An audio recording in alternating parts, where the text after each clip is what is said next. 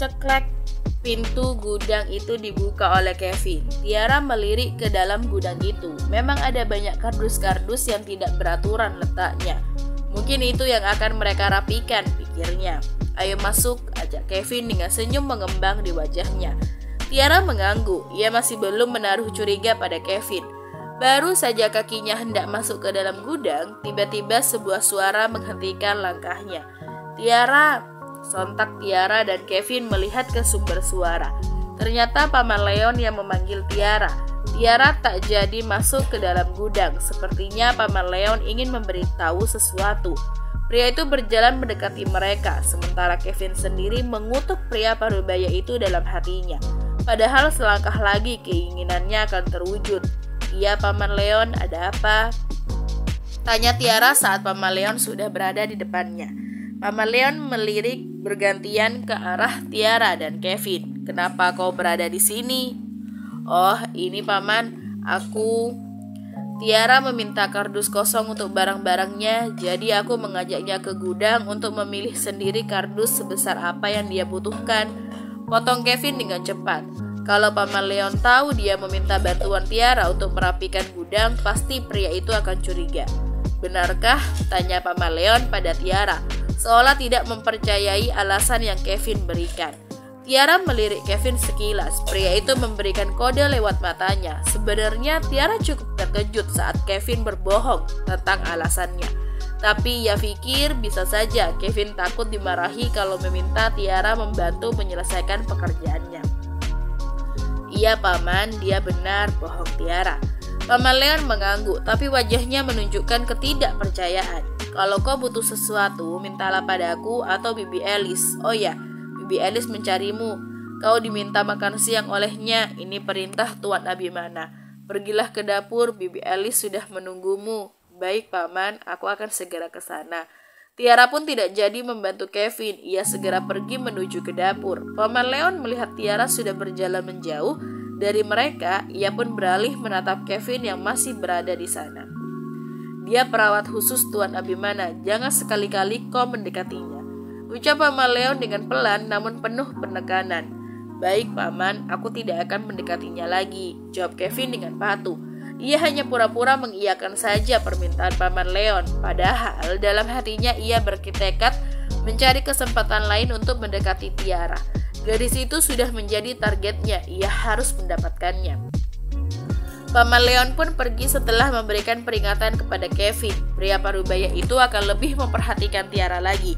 Jangan sampai gadis polos itu mudah dimanfaatkan oleh orang lain. Tiara, aku semakin tidak sabar ingin memilikimu sayang. Banyak sekali orang di rumah ini yang sangat perhatian padamu. Kemarin Tuan Abimana yang menegurku. Sekarang itu si Tua Leon. Kau sepertinya sangat spesial. Aku jadi penasaran padamu, batin Kevin. Sementara itu di ruang kerja Abimana, Jody sedang memberikan laporan pada bosnya itu tentang keadaan perusahaan saat ini. Berita yang tersebar di media dengan cepat mengguncang nilai saham perusahaannya. Banyak sekali berita yang isinya menjatuhkan Abimana. Pria itu dianggap tidak mampu lagi melanjutkan kepemimpinannya di perusahaan keluarga Williams. Tuan, kalau boleh saya memberi saran, sebaiknya Tuan menyempatkan hadir untuk menghadiri rapat bersama yang lain di perusahaan, ucap Jody. Lalu kau ingin aku tambah dihina oleh orang lain karena kondisiku yang lumpuh ini? Tanya Abimana dengan tatapan tajam ke arah asistennya itu. Pria itu mudah sekali tersinggung. Bukan Tuan, bukan begitu maksud saya.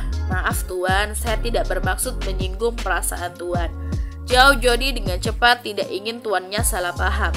Mereka sengaja mencari celah untuk menjatuhkanku. Aku tidak mau mudah terpancing akan hal itu. Lagi pula masih ada mamiku yang memimpin perusahaan, bukan?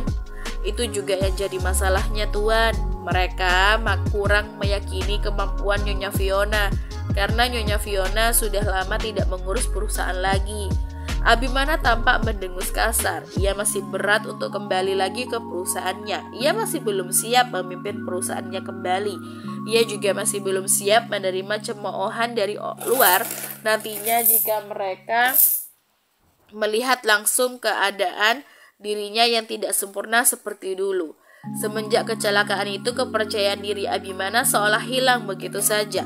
Tidak ada lagi Abimana yang selalu tampak berani dan percaya diri menghadapi segala sesuatu. Saya tidak akan memaksa Tuan. Tuan bisa pikirkan dulu matang-matang untuk kembali ke perusahaan. Perusahaan sangat membutuhkan Tuan saat ini, bujuk Jody lagi. Ia sendiri sangat merindukan sosok Abimana yang dulu. Kita lihat aja nanti. Untuk saat ini aku belum bisa memberikan keputusan, jawab Abimana yang terdengar ragu. Baik Tuan, saya harap Tuan bisa memberikan keputusan yang terbaik. Lalu bagaimana dengan penyebar berita di media? Apa kau sudah tahu siapa yang pertama kali menyebarkan berita itu? Sedang dalam proses Tuan, saya juga sedang berusaha menarik kembali berita itu dari semua media. Bagus, besok aku mau berita murahan seperti itu sudah tidak tersebar lagi. Baik Tuan, oh ya Tuan, boleh saya bertanya sesuatu? Wanita yang ada dia Tiara, perawatku. Kenapa?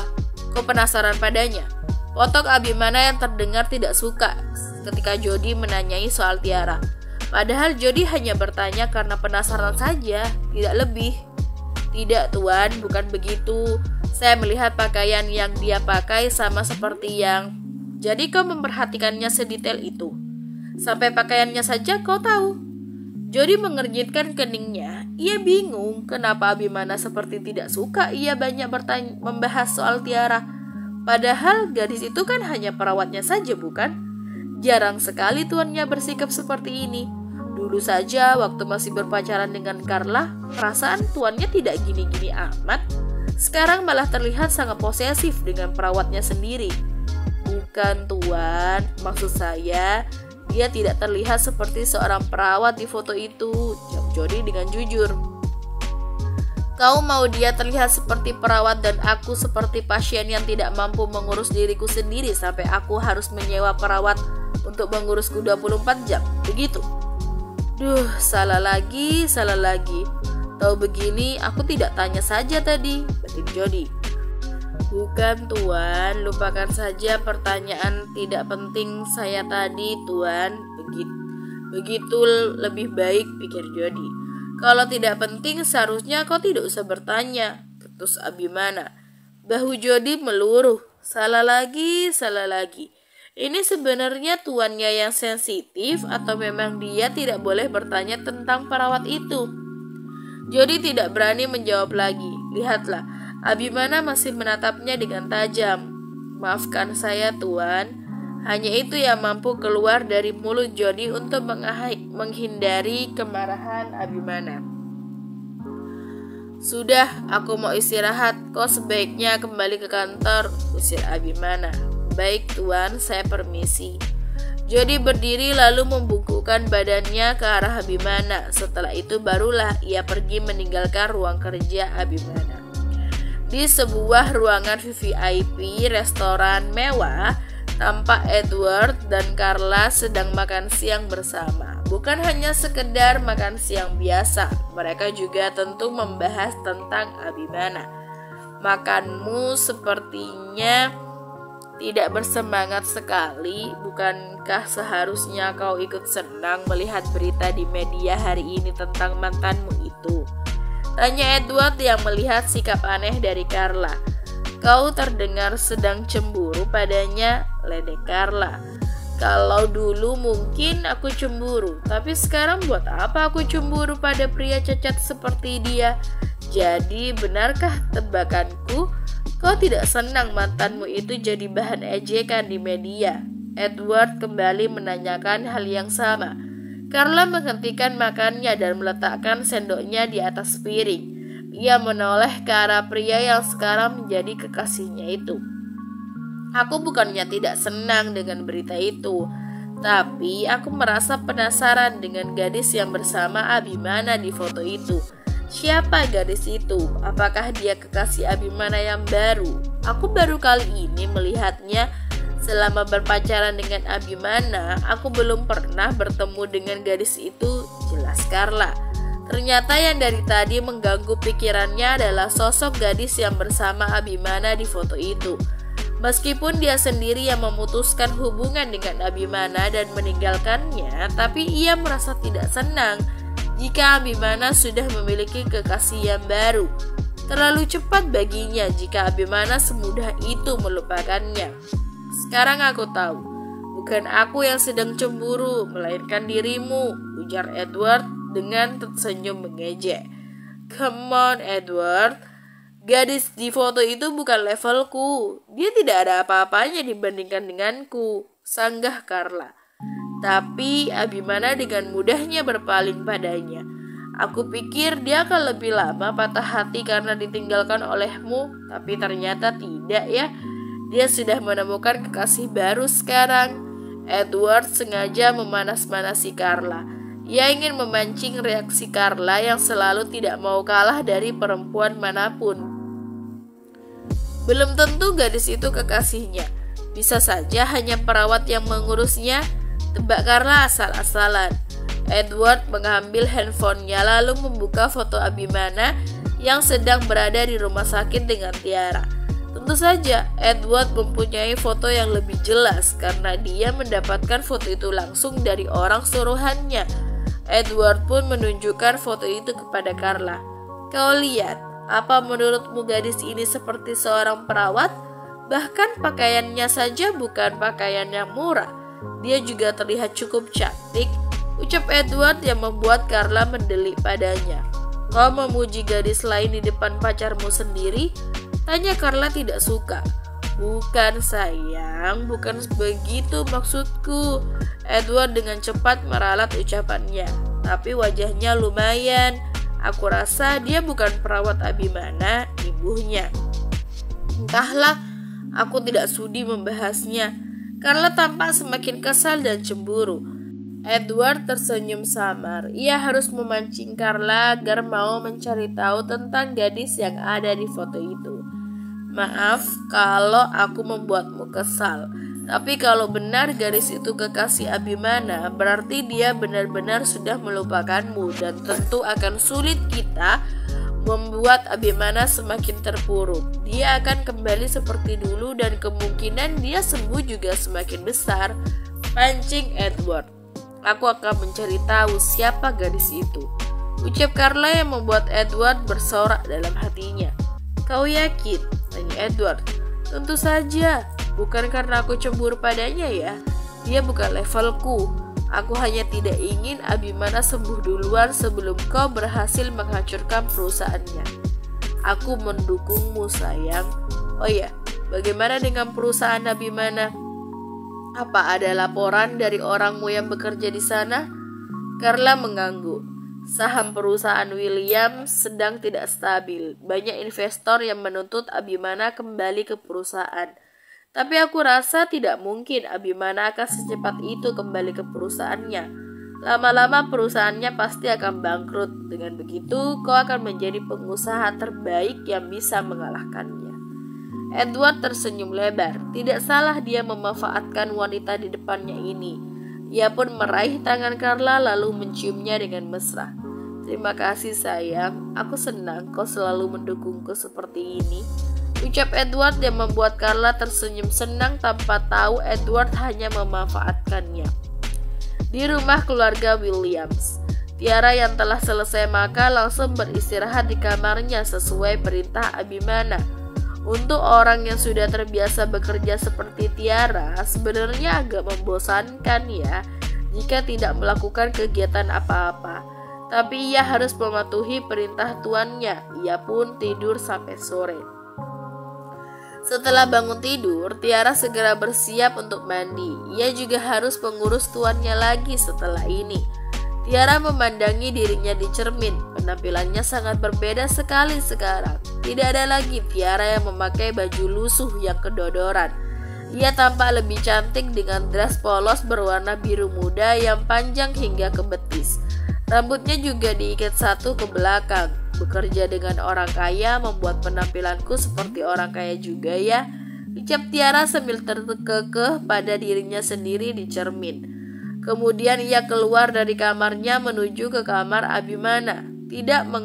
Tiara mengetuk pintu beberapa kali tapi tidak ada sautan. Ia menempelkan telinganya di pintu, tapi tidak terdengar bunyi apapun dari dalam kamar. Akhirnya Tiara memutuskan untuk masuk ke dalam kamar Abimana secara langsung. "Kemana Tuan Muda?" Tiara yang sudah masuk ke kamar tidak mendapati Abimana di ranjangnya. Lalu kemana pria itu? Ia pun mencoba mencari ke kamar mandi yang pintunya tertutup itu. Belum sempat tangannya meraih gagang pintu, pintu itu sudah lebih dulu dibuka dari dalam. "Ah!" Tiara berteriak lalu dengan cepat memalingkan wajahnya.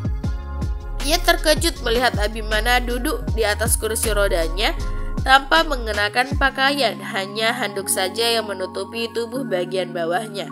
Abimana juga cukup terkejut melihat Tiara yang sudah berada di depan pintu. Pria itu ternyata baru selesai mandi. "Berisik, kenapa kau berteriak?" tanya Abimana. Maaf Tuan, saya tidak tahu kalau Tuan ada di dalam," ucap Tiara yang masih memalingkan wajahnya. "Kau mau mengintipku ya?" tuduh Abimana. "Tidak Tuan, buat apa saya mengintip Tuan?" jawab Tiara. "Siapa tahu kau ingin memperkosaku," ucap Abimana sembarangan. Tiara langsung menoleh ke arah Abimana, matanya menyedelik tak percaya. Tuannya ini seenak hati menuduhnya. "Tuan, yang benar saja, mana ada seorang gadis memperkosa seorang pria?" "Ada? Siapa?" tanya Tiara dengan polosnya. "Ya kaulah. Sudah sana, ambilkan bajuku. Aku bisa masuk angin nih kelamaan tidak berpakaian. Atau kau memang senang ya melihat tubuhku ini?" tuduh Abimana lagi. Mulut Tiara tampak ternganga, ingin menjawab lagi tapi diurungkannya. Dengan wajah ditekuk, ia pun pergi mengambilkan pakaian Abimana. Sementara Abimana sendiri mengulum senyum di bibirnya. Ia senang sekali melihat Tiara kesal seperti itu. Sepertinya ia ingin sekali mengerjai Tiara lagi. Lumayanlah buat hiburan. "Gadis itu lucu sekali, aku jadi ingin mengerjainya terus," batin Abimana. "Tuan, bajunya sudah siap. Apa Tuan mau berada di depan pintu kamar mandi terus?" teriak Tiara dari tepi ranjang. Ia tidak menyusul Abimana, takut dibilang mau memperkosa pria itu lagi. Abimana tergelak tanpa suara. Ia tahu Tiara masih kesal padanya. "Berani sekali kau berteriak padaku. Tunggu pembalasanku." Bersambung.